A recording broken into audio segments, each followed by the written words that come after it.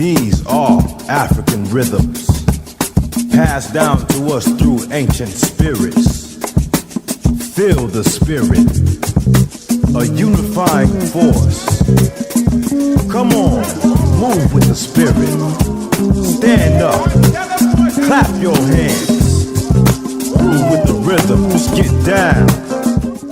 From WSNC 90.5 FM, a broadcasting service and NPR affiliate of Winston-Salem State University, welcome to Africa World Now Project. I'm your host and producer, James Pope. Today, Part 2, Movement and Memory, Reflections on Labor and the Genealogy of Resistance, with Baba Saladin Muhammad. Africa World Now Project is next.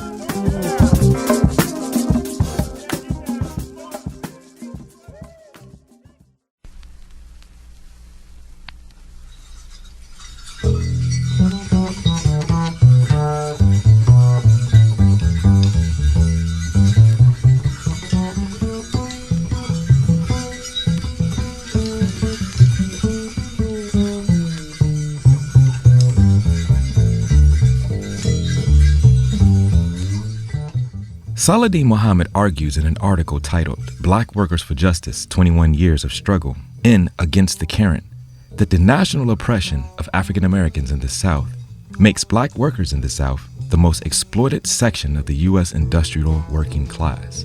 Black Workers for Justice thus base its trade union and political perspectives on the principle of the centrality of the black working class.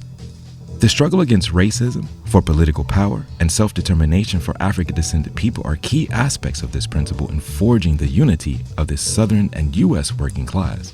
Black Workers for Justice has tried to create an identity, confidence, and political presence of the black worker and trade union organization in the U.S. South. Black Workers for Justice believes that the struggle against African-American national oppression must take on sharper black working class and internationalist features. It must put forward a perspective for and be active in building a strong rank-and-file democratic and radical labor movement in the U.S. South. It is with this Saladin Muhammad firmly situates Black Workers for Justice in the continuity and long arc of black liberation movements that center the black working class and the black worker, such as, but not limited to, the Ad Hoc Committee for Concerned Black Steelworkers, the Dodge Revolutionary Union Movement, League of Revolutionary Black Workers. These are just some of the few radical black labor movements that are centered in the black liberation movement. What you will hear next is part 2 of our conversation with Baba Saladin Muhammad. Be sure to tap into part 1 to pick up on the flow of our conversation.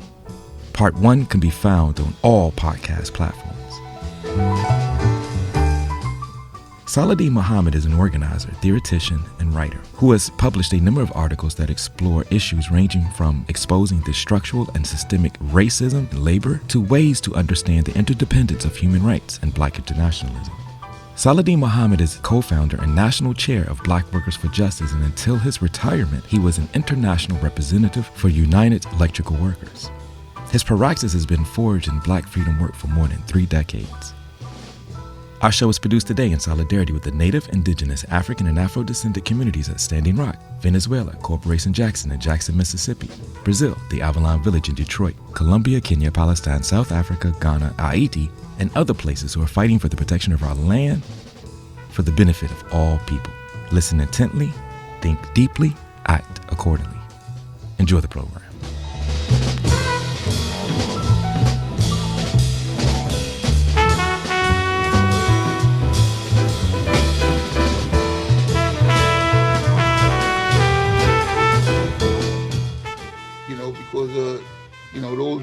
That kind of contact. The movement wasn't a distance from our homes.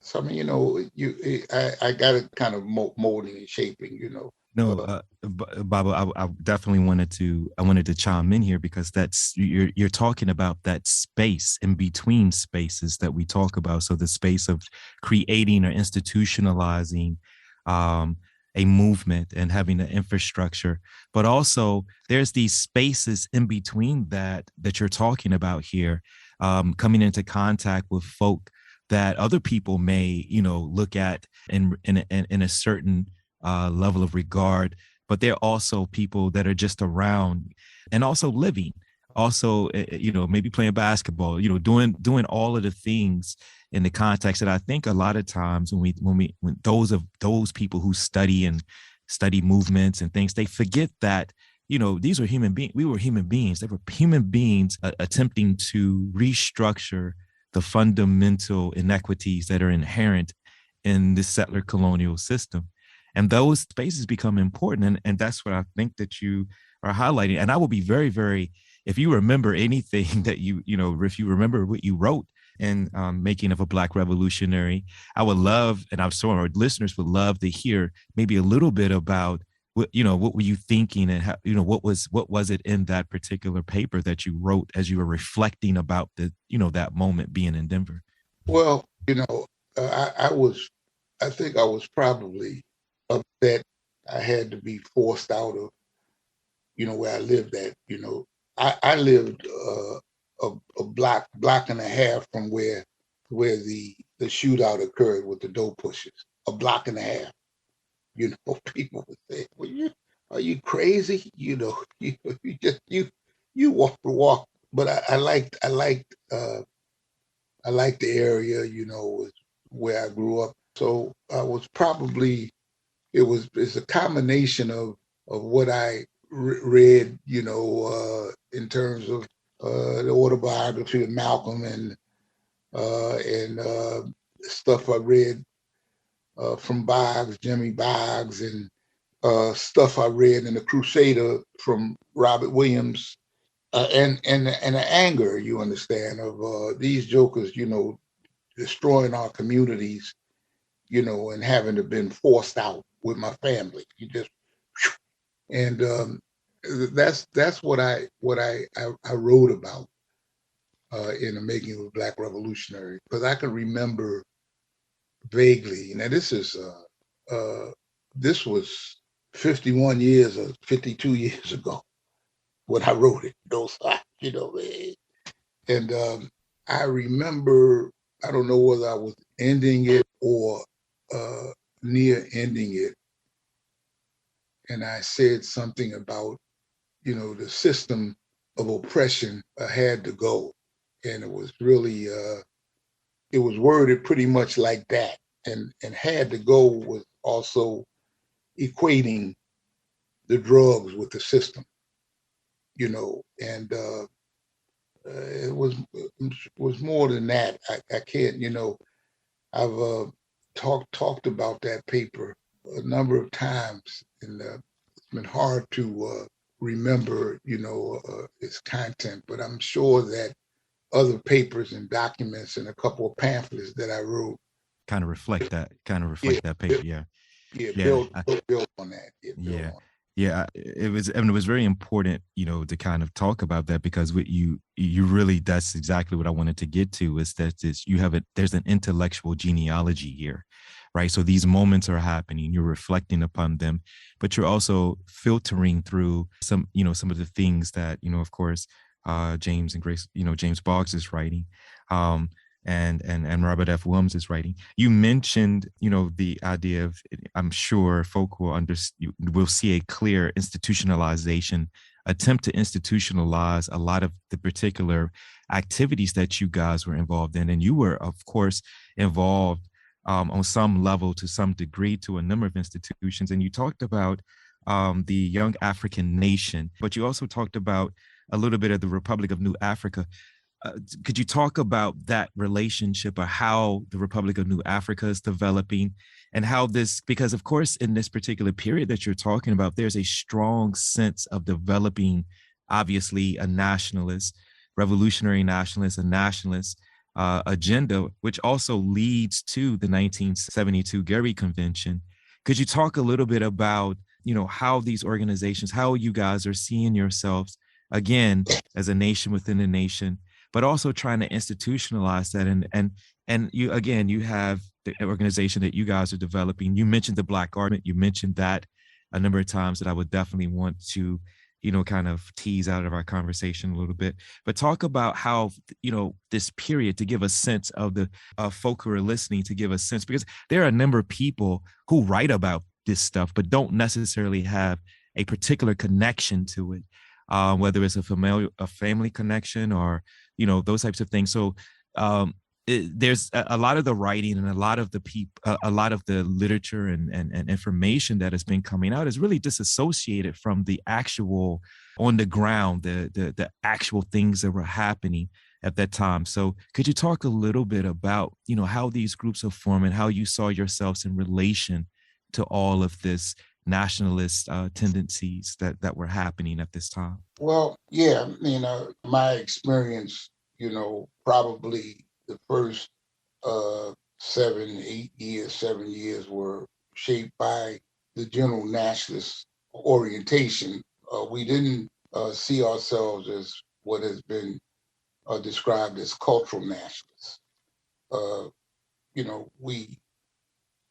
we understood culture, but Mao Zedong in China talked about a cultural revolution to change social relations, to establish the differences between the elite or the so-called bourgeois culture and the culture of the working class or the oppressed. And so many of us, looked at culture in that way. And some of us were probably didn't have, some of us perceived maybe a culture as some form of liberalism or something of that nature at that time. During the period of the 60s and 70s, the relationship between the African People's Party, RAM, the African People's Party, to the Republic of New Africa was such that we were like sister organizations. In fact, RAM elements had begun to build a network, a kind of movement infrastructure, that had members that helped to form the League of Revolutionary Black Workers, the Republic of New Africa, the Black Panther Party. Very early on, the New York Black Panther Party was really formed before the Oakland Black Panther Party. And so RAM really was core to building that kind of infrastructure. Had elements in the Black arts, in the Black studies movement, like John Bracey, that's up at Amherst, wrote several volumes on revolutionary Black nationalism. People like Ernie Allen, who also was at UMass Amherst, but he comes out of California, and he was a member of the League of Revolutionary Black Workers, one of the theoreticians in it. Some of these elements were in RAM that moved to build, but RAM was pretty much underground in terms of its visibility. So it was that kind of a connection there. I remember at the National Black Economic Development Conference in Detroit in '69. I think it might have been in March or something like that. I can't remember '69. Where I met Gaidi. His name was Gaidi. He was Imari Obadali's older brother. They were from Philadelphia originally, and he was a lawyer. Gaidi was a founder of Gold group on African leadership or African American leadership. He was the one that helped Malcolm when Malcolm went to Africa. Reverend Cleage out of Detroit. All of them were connected. Boggs was in Detroit. Boggs, they knew each other, but Boggs, had a different kind of an orientation. Boggs was an auto worker, still writing while he was in the plant, At the Black Economic Development Conference, Imari and the Black Legionnaires, this is when I first met Chokwe. Chokwe was young, and he wasn't a lawyer. He might have just he probably had just joined the Republic of New Africa, because that was I think that was either the same year or maybe the year after the meeting at Aretha Franklin's father's church, where the Republic of New Africa was really founded. And I remember Imari rising to the floor and said that, he was leaving. It was a kind of a split or something that happened at the Economic Development Conference. And he said, we're going home to the South, to the Black nation. And it was, he started moving to Mississippi, and it wasn't long after that, around 71, that the shootout happened in Mississippi, and he got locked up, and some other people got locked up, 71 Mississippi kind of thing. But Gaidi was Gaidi. They seemed to part ways. Rob was coming back into the country then. Robert Williams was coming back in the country, and they stopped him. I think they stopped him in the UK some kind of way. I think China. I think he was coming back from maybe China or something. Stopped him in the UK, and a number of people was waiting for him at the airport, but he couldn't. He didn't come in. All of this reflected some connections between the nationalist forces. RNA, APP, RAM had, RAM in, this was around 68, RAM had officially dissolved, officially dissolved, but the Black Guard emerged, and then the, eventually the APP. So, I mean,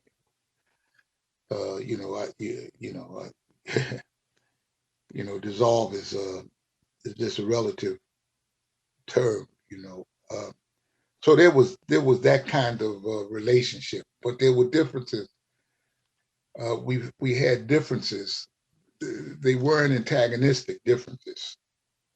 So I mean, with that kind of relationship, that had existed between most of the national kind of organizations that were identified as nationalists and revolutionary nationalists back at that time. I didn't meet Rob until 70, I don't know whether it was 72 or he got back in the country, or it may have been a little later. I know we met and we were creating a coalition of sorts against I think it was probably against the 76 bicentennial that was in Philadelphia. But he, at that time, was trying to situate himself as he come back into the country, and they still wanted to jail him, and he wanted to go back to Monroe, but he really wasn't able to go back, to his home, to organize and that kind of thing, But it was interesting, to hear from him and to hear about the Operation Dixie radio broadcast that he developed in Cuba, that it was, and so you really started to get a sense, of Cuba's role in relationship to the African diaspora, and starting with the Black liberation struggle in the U.S., starting with that, and I mean, it's a lot of, experience. I met Amiri Baraka, Leroy. Well, I first met him in 68. Some members of the Young African Nation, the Guard, we went over to Newark to help campaign and door knocking for Gibson. Kenneth Gibson was the first black mayor of Newark. He lost in the 68. When we were in 68, lost to 69, I guess, took up, but he eventually won and became a mayor. And it was quite interesting, again, I met him. I was at that, what one would say, or how one would be described as, we weren't equals necessarily. He was, more advanced, etc. And I remember at the Gary convention, he would, I joked with him. I said, damn, you got a whole bunch of Nehru outfits. He wore, he was sharp. Every time I would see him, 2 or 3 times a day at the convention, he was changed up, I was kind of communicating between Max Stanford, Muhammad Ahmed, and him because myself and Queen Mother Moore, who was in the African People's Party, and she has a history, a long history, going back to the Garvey movement. We were trying to see if Muhammad Ahmed would be able to speak, and he was in exile anyway. But then we wound up trying to get Queen Mother to speak on behalf, and they put Queen Mother all the way back to the end of the program, and she was, talking about Muhammad Ahmed need for support and this and that, etc. Amiri and I wound up having a debate that was moderated by a brother who was in the African People's Party, who was in RAM. His name was Askia Muhammad Touré. Askia Touré was a hell of a poet, hell of a poet. Umbra, the different elements. We all lived together in a collective of adults, and we were order paddle. It was myself, Amiri, and somebody who was from the Nation of Islam at that time. He was from one of the split offs from the Nation of Islam. And so Amiri looked at me, we looked at each other. It was like Amiri said, like, well, I guess we equals, he we was good cat, he had a lot of humor with it, and he had became a Marxist. By that time, I guess I had became a Marxist, a materialist. I mean, I never called myself a Marxist, and it wasn't because I had any problem with Marxism. I was studying, but I coming out of the nationalist movement, where I was always pushing back against all truths came from white people, and so we would see ourselves as revolutionary nationalist scientific socialists. So we would always call ourselves scientific socialists as opposed to just Marxists at that time. I mean, I don't necessarily have any problem with that now, even though I still would refer to myself, as a scientific socialist, But, we was going at it, and he came to a church that was an allied church of ours, and was a debate, and the preacher was real close to us, but his deacons, wasn't so close. Was like, wow, why, but he was going to follow the will of the preacher. So they let us in the church, and this deacon was there. He opened the church and this and that. Then Amir, he gets up and he says something. He said, Jesus was a revolutionary with a big machine gun. And boy, I tried to look out the side of my eye without looking at the deacon. He was sitting there over there, like I said, I told him, man, that's boy, you came in and you try to destroy our base, man. He laughed, I said, boy, you a dirty dog, man. You come in and try to destroy our base. I mean, had a big machine gun. And, he was they didn't put us out, but I'm sure he gave a report to the preacher, the preacher probably, I don't know, the preacher, he was a good cat. He probably would have said, hey, man, be careful the next time or something like that, but it was that kind of thing. But yeah, I mean, all of these, you start to grow in the movement, from being an absolute listener.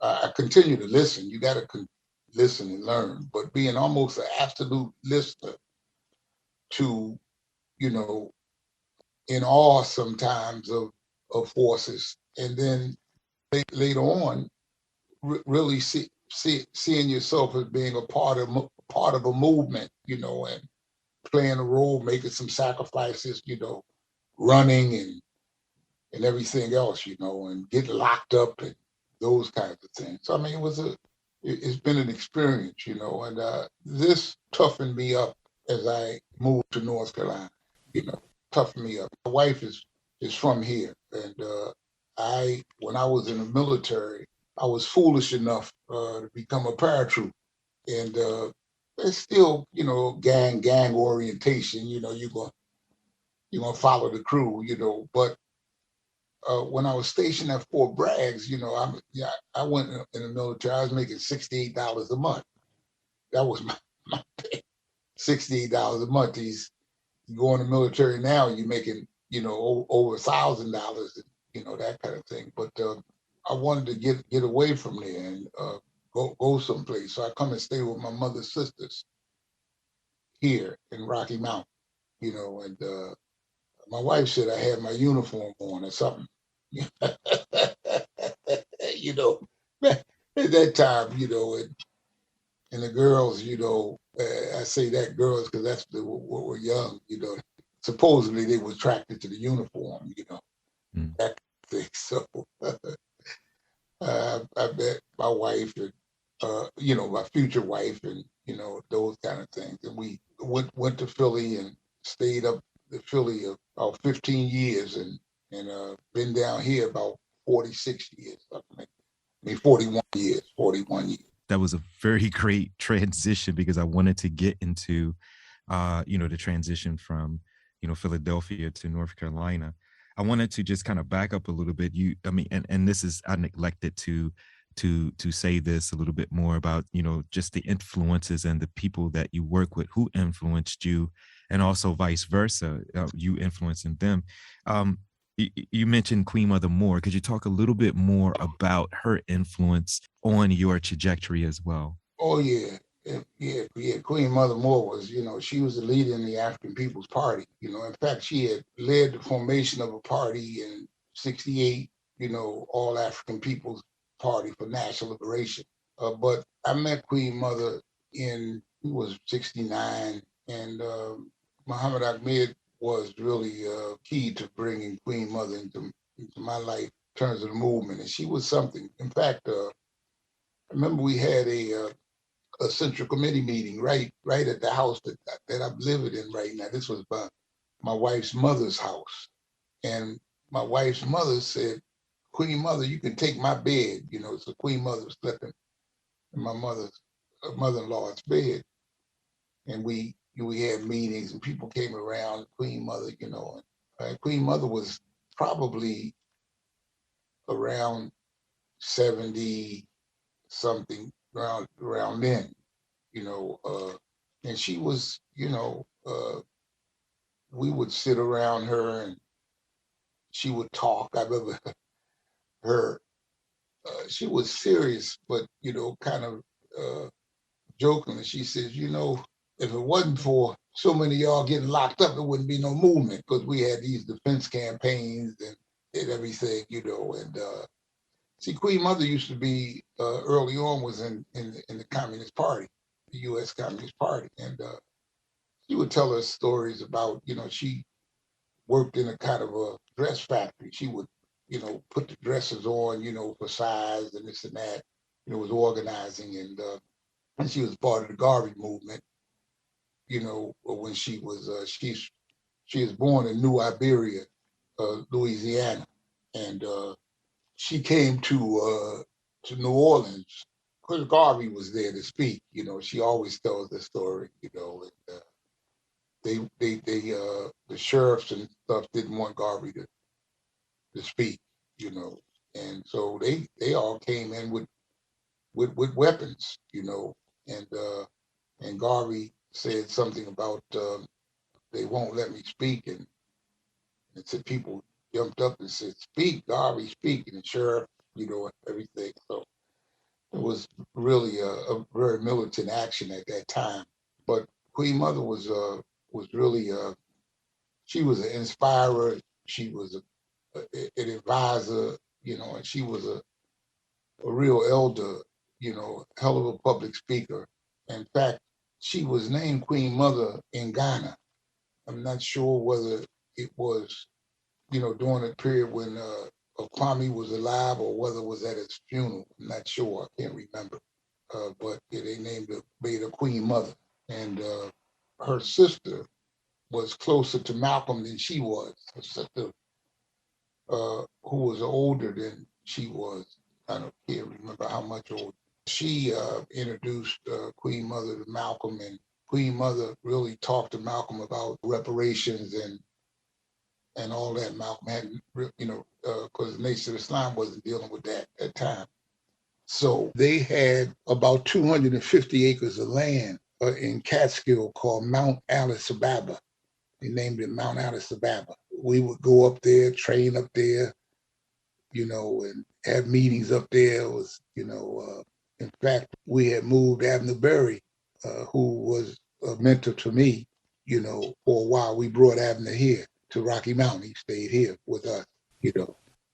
But Queen Mother was, she, she was a real, I remember being in a Central Committee meeting in Philadelphia, and comrade and my wife, my partner, came and knocked on the door. I knew something was going on because my father had been really ill. And the brother said, your father just died, And I went back in, and they heard it. I said, well, my father just died. I said, but I'll wait until the meeting is over. Queen Mother said, no, you won't. You're going now. You understand? And you're going to take care of your family, and, you got an obligation to do that. We got this. We got that. You're going now. She says, some wounds don't heal, so you got to deal with that, And I left. That was the kind of person and, relationship the Queen Mother had to us. I mean, she was a fighter, but she, was just, this was 75, 1975, and still young, you know, and she, she probably said, well, look, certain, you have to know that the movement supports you. You could be in something, and sometimes it's our own errors, and sometimes it's an error of misleadership. You understand? To disregard critical moments in your life, to disregard it. Revolutionary. And we were young. And we in 1968. The word was put out that the revolution was going to begin. I could remember a crew of us waiting in a dark storefront inside, all equipped up,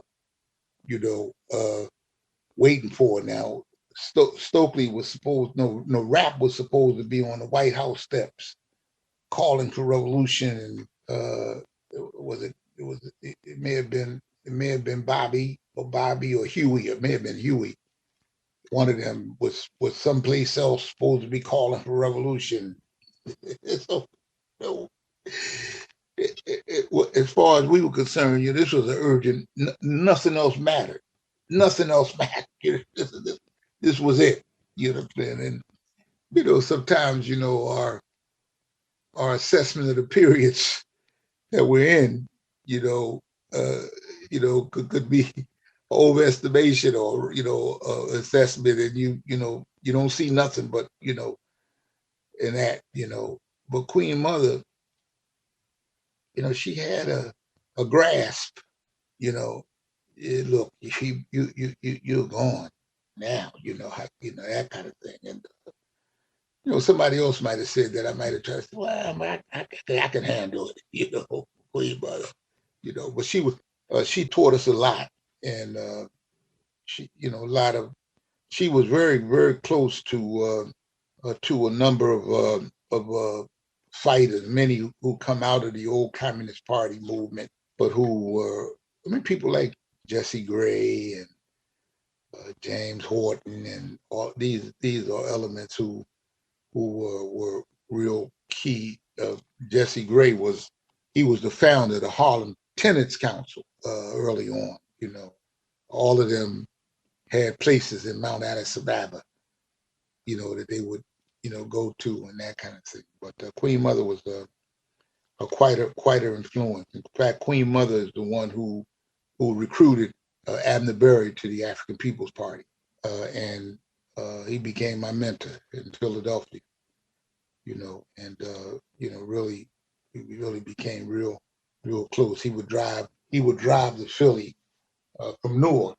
I'm talking about 3 times a week or more, or the weekend and stay, and he had old volumes of Lenin and, stuff from Marx, and he would let me read them and we would discuss them together, and that kind of stuff, but he was, there's one thing about Abner. We brought Abner down here. Abner was 80.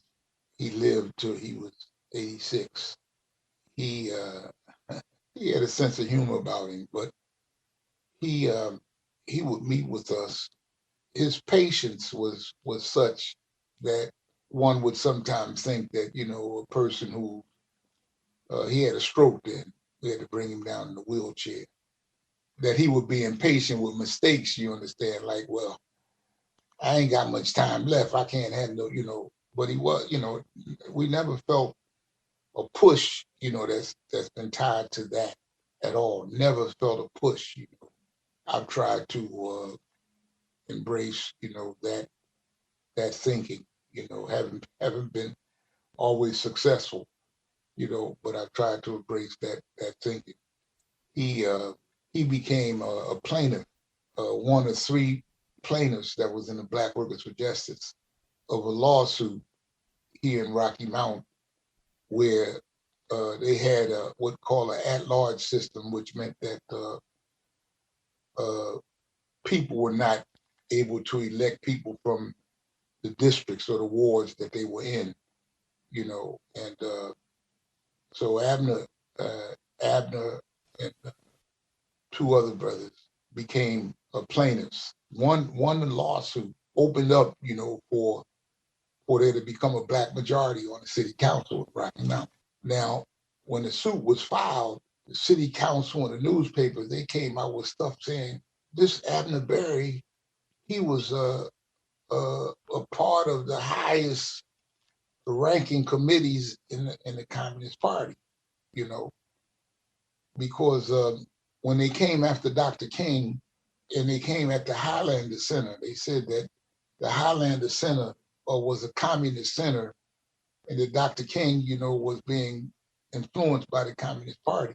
If you Google the Highlander, the board, was a big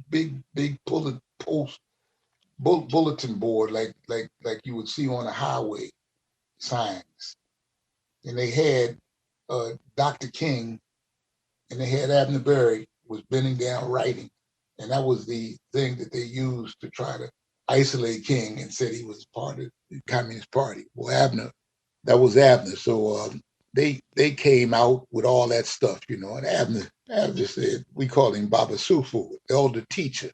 We named him that in 1970, elder teacher, 70, 71 maybe. And he was a smoker. So my children, and I think maybe my granddaughter at that time, one of my granddaughters at that time, Abner said, you light him a cigarette, and they would light him a little cigarette up. They had little cigarette holes because he rolled this. He had one of these cigarette rollers, and it would just had little holes in his shirt from the cigarette, ashes falling. But Abner said, he said, let them come. Let them come. He says, just imagine, you understand, my last fight will be a fight for self-determination. This is around the lawsuit stuff.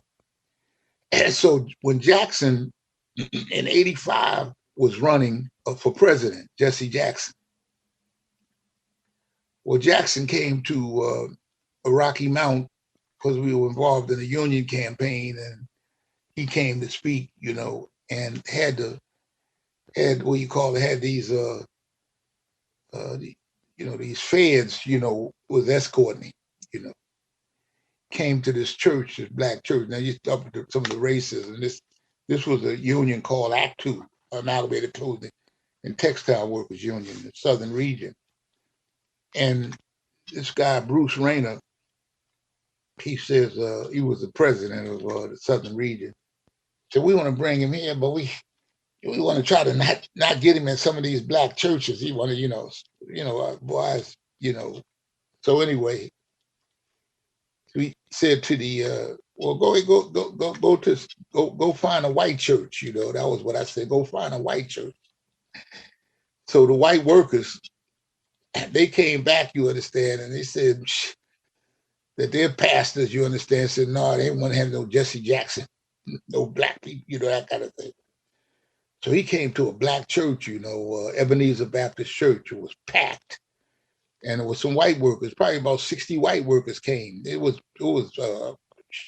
packed. I mean, really packed. This cat Bruce Rayner, who was the president, he didn't feel no whites was gonna come over there. Anyway, Jackson started talking about voting rights, and they brought Abner in a wheelchair up on the stage, lift his arm up. You understand? Congratulating him, for fighting for voting rights. Abner, he was, we were fortunate that he was here. I mean, I could walk. Well, he stayed with us for a while, then got him in a kind of a seniors kind of hookup. I could walk to it. And he was something he used to say to us all the time. He said, "To y'all young people, I could see way, way, way down the road, and that kind of thing, But yeah, he was him and Queen Mother. They were great mentors to me and to other comrades. I definitely was wanted to get into that transition because this is also, of course, Abner Berry and Queen Mother Moore. You're in Philadelphia, right? You're developing, you're working, you're moving, you're developing, a critical consciousness. You're being connected. I also want to ask one quick question. You weren't in Philadelphia when the move bombing happened, were you? I think you were down in North Carolina at that particular point. Not the move bombing, but the first move attack.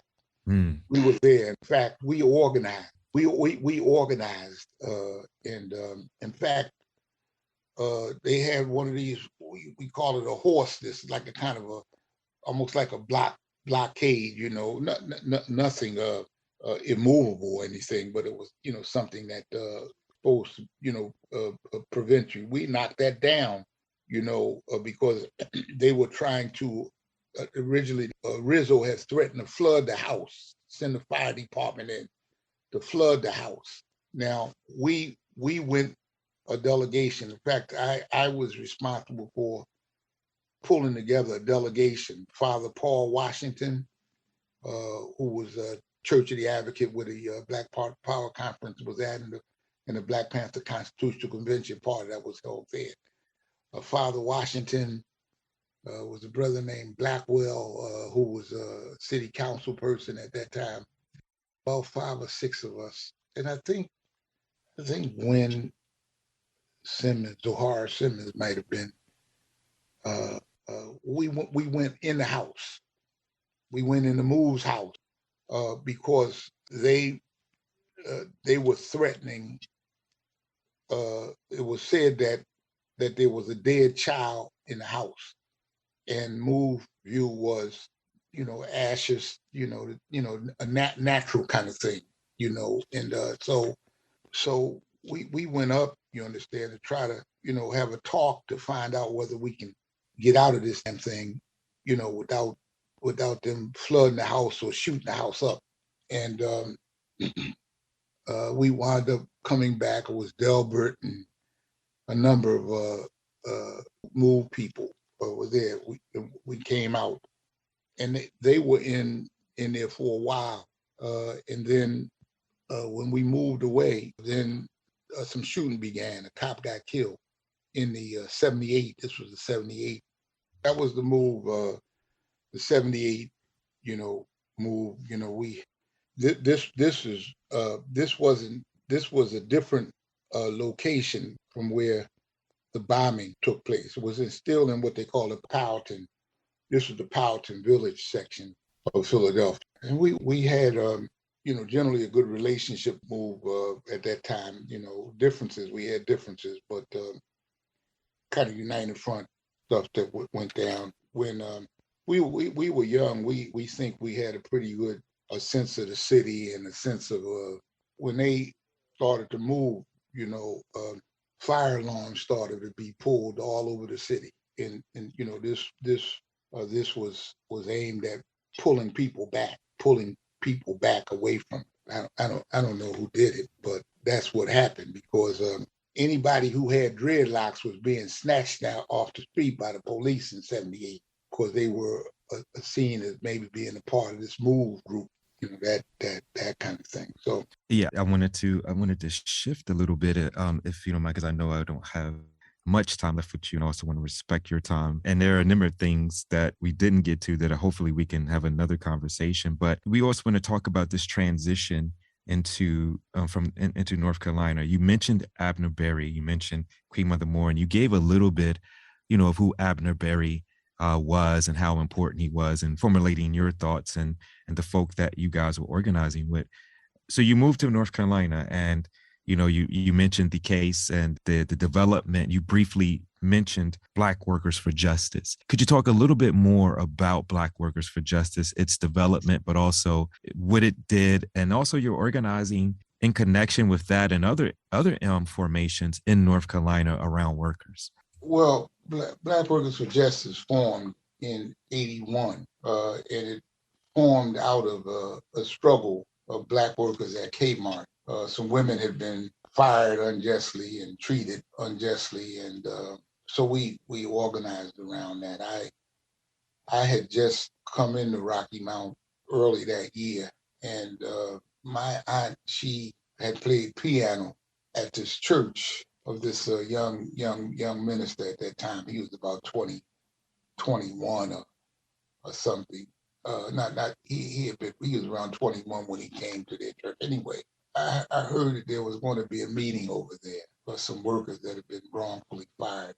A meeting of what they call the Black Ministerial Alliance. So I went in and I listened. I was new. I didn't really know anybody. And these three women, they were being interrogated. Are you sure you did what you was told? What about the company policies? Blah blah blah blah. I was like, wow. So I was sitting there, and I said, could I ask the question? The first one minister said, well, who are you? You know, I said who I was, and I said, I'm the nephew of Roxy Freeman. That was the piano player at the church that was being held. So it's like, okay. So Reverend Walker, who was the pastor of the church, said, well, yeah, he's all right. That guy, we hadn't even met each other. So I asked the question. I can't remember exactly. And the sister, yeah, they asked the question, going through this and that. So as it went forward, I said, I wonder if we can meet and then come back to the pastors, the Ministerial Alliance, at another time, and they was in a hurry, you understand, to get it out. So we did, and we talked, we met, listened, and you find out things, at that point, that these were three women who the all-male preachers, Ministerial Alliance, was like, how credible is this, or properly, a view, how women are, they just complain about anything, that kind of thing. You you could sense that, right? So we talked about the issues, and I said, well, are there any other workers who still work at Kmart, who have these issues concerns? Yeah, they brought back probably about 15 other workers, to a meeting, and I think all except for one were women, black women, and uh, they developed demands. I think it was 9 demands, and they named themselves Black Workers for Justice at Kmart. That's what they were called, Black Workers for Justice at Kmart. And, we began a struggle. I, having had connections with forces that were tied to the African Liberation Support Movement, and also the National Black United Front that was formed in '79 in New York. Reverend Daughtry was the was chair at that time, and so I went to a United Front meeting in Raleigh, Black United Front meeting in Raleigh, and I saw a few people who had been up in the New York meetings and ALSC, et cetera, and talked about Kmart. I think the Kmart worker was with me, and they helped to push it out to some rural counties, et cetera. And we had a boycott, and we weren't able to win the jobs back, but we got the manager fired, and or at least transferred. Some people say he was fired, but somebody else said he was transferred. And we kind of established a movement. We got petitions signed, and most people were knocking on doors or going to their churches. I went to the city and met with some city workers, and I went to a textile plant, was getting petitions signed at these places. And I remember them saying, man, we need something like this here. We got problems here too, and that kind of thing. So anyway, a number of people were reached out to that, and we eventually, I had a founding assembly and dropped Kmart, adopted the program, and became Black Workers for Justice. So we had representatives from around 10 counties, 10 mainly rural counties that was formed. And Abner was very key in helping to figure out how do we now deal with an organization, that was largely in eastern North Carolina, many from the rural areas, and and recognizing that there was a kind of a difference between the rural communities and the urban area. So I mean, these were things, that I hadn't considered in terms of the dynamics and those kinds of things, So, we learned about that, about the pace of organizing, and North Carolina, had not been a very strong part of concentration during the civil rights period, except, maybe Greensboro in terms of the sit-ins, at the Woolworth and that kind of stuff, But Eastern North Carolina, not so much. I mean, you had the NAACP, and you had a little bit of it. A funeral director was supporting the boycott of Woolworth, but it wasn't a Birmingham or wasn't a Montgomery. When I say it didn't have a strong image. However, King had come to a Rocky Mount, and supposedly his "I Had a Dream" speech was first tested out in Rocky Mount, at a place OIC, a location that became OIC. It was been a high school, Booker T. Washington High School.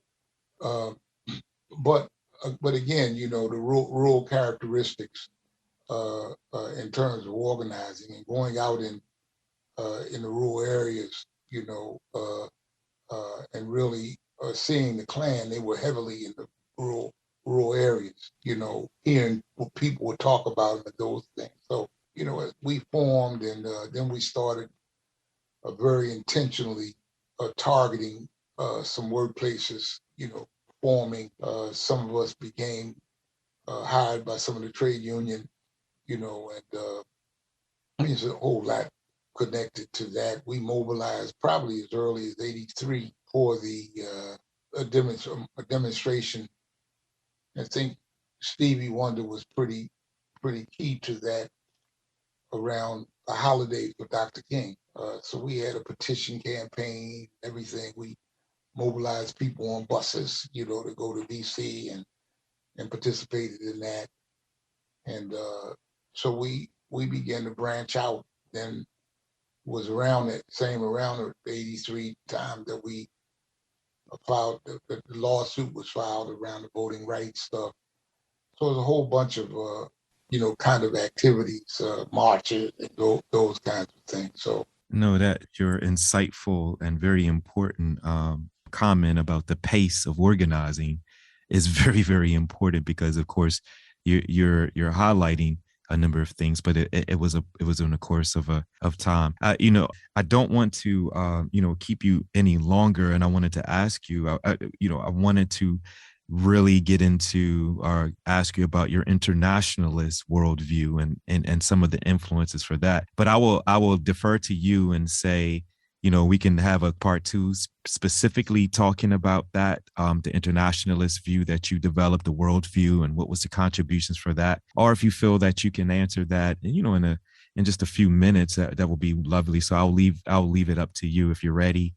We've been up here for a while, and I don't want to take too much of your time. But if you want to take a stab at that now, or we can come back and deal with it. My worldview, it began to probably take shape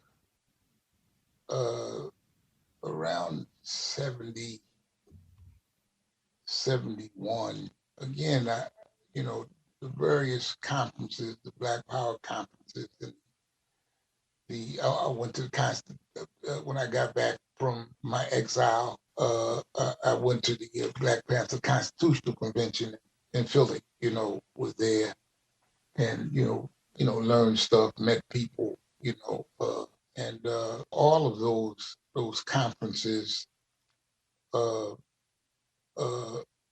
added to at least my thinking about internationalism. My thinking about it. This is connection. And see, Rob, Ram had this connection with Rob. He used to get the Crusaders in to Canada, and people would go to Canada and bring them in and circulate them in the U.S. And of course, to talk about Malcolm, was to talk about internationalism. In terms of, a view about internationalism. Rob, was exiled. He was exiled as a part of internationalism. So you had that.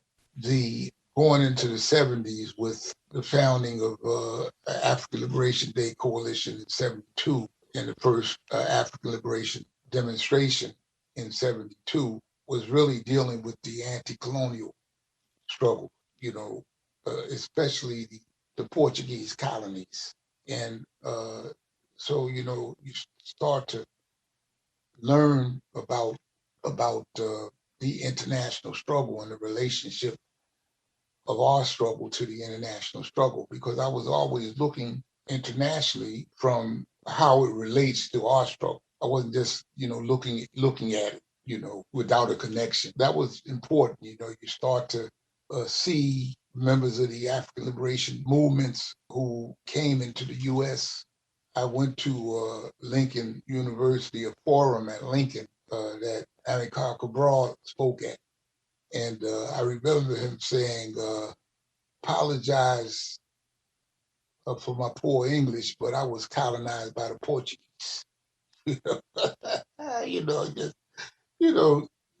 Something simple, but, it was profound, in terms of, what he was saying, And I remember, brother, I forgot his name, but he was very well liked.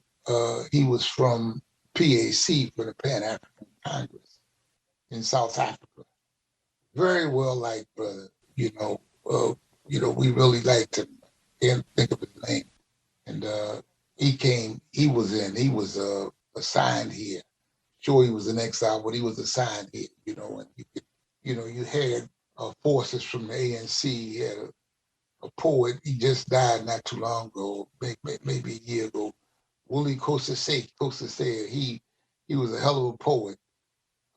Had been in the States. Most was New York and DC, kind of elements, because it was close to the missions of the liberation mission and those things, So, hearing those speakers being in conferences where they were at and those things, really began to, help me to see that, we were part of what Ram would call the World Black Revolution, and which was our slogan, World Black Revolution, and was able to understand that. So, and that shaped, my internationalism, and I'd already been in the Dominican Republic, and was able to see the contradictions there, where white GIs segregated some of the clubs that we would go to, and boy, it was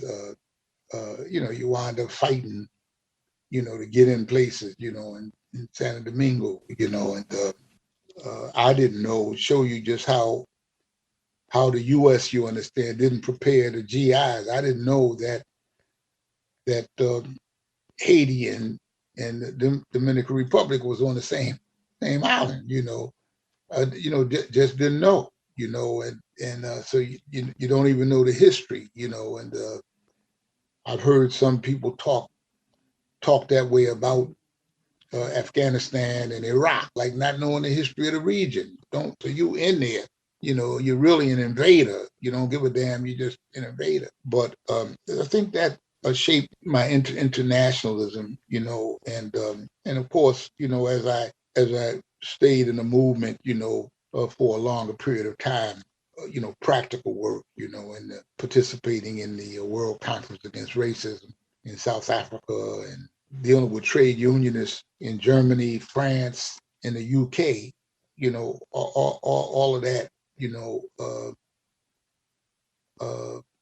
and we organized the International Workers School, Southern International Workers School, where we brought public sector workers from France, Germany, Canada, Senegal, the Dutch, different elements, and then wind up visiting those locations, meeting with workers over there, so you go into the countries that were the colonial countries, the UK, Germany, which I think Germany might have been in Eritrea or one of these places, Namibia.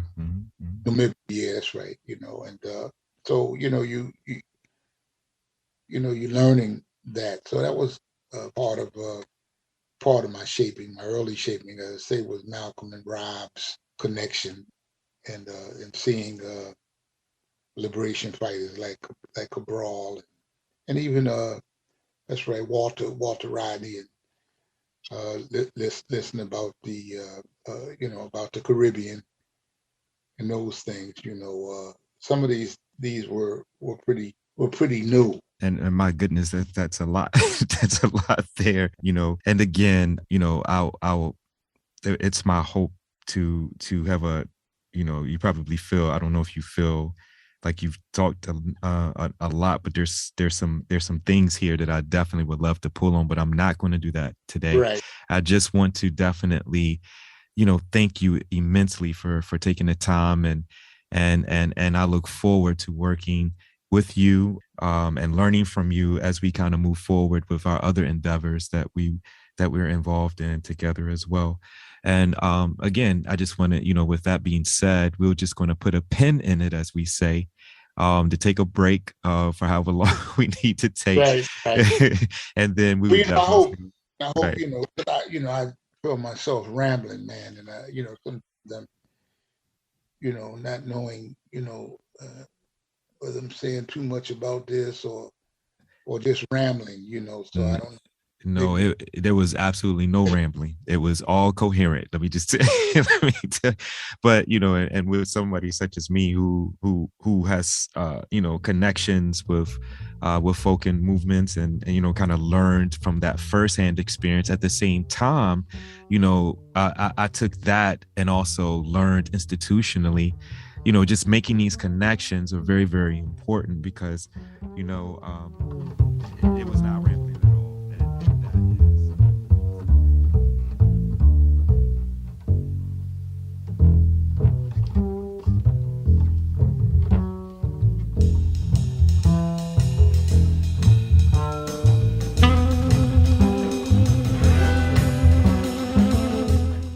That's it for Africa World Now Project for this week. I would like to thank you for joining us today and look forward to spending time with you next week.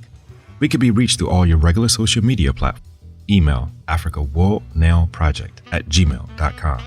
Follow us on Twitter @AFWRLDNWPRJ.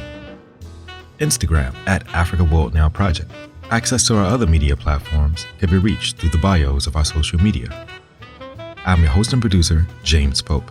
The Africa World Now Project Collective consists of international media journalist, executive producer, and human rights activist Moiza Muntali, Africa World Now Project media correspondent Funa Ngonda, senior research content contributor and production director Dr. Tasneem Siddiqui, senior research content contributor and production associate Dr. Josh Myers, associate producer and content contributor Dr. Keisha Khan Perry, content contributor and filmmaker Kurt Watterson, technology advisor is Byron Gray of Grayworks Technologies, and creative directors, international creative and artist designer Tabassum Siddiqui and Judah Pope. Africa World Now Project can be heard every Wednesday at 7 p.m. on WSNC, NPR affiliate and broadcast service of Winston-Salem State University. Programs are archived and available on all podcast platforms. Search Africa World Now Project. Until next week, be safe, be peaceful, and above all, be intelligent.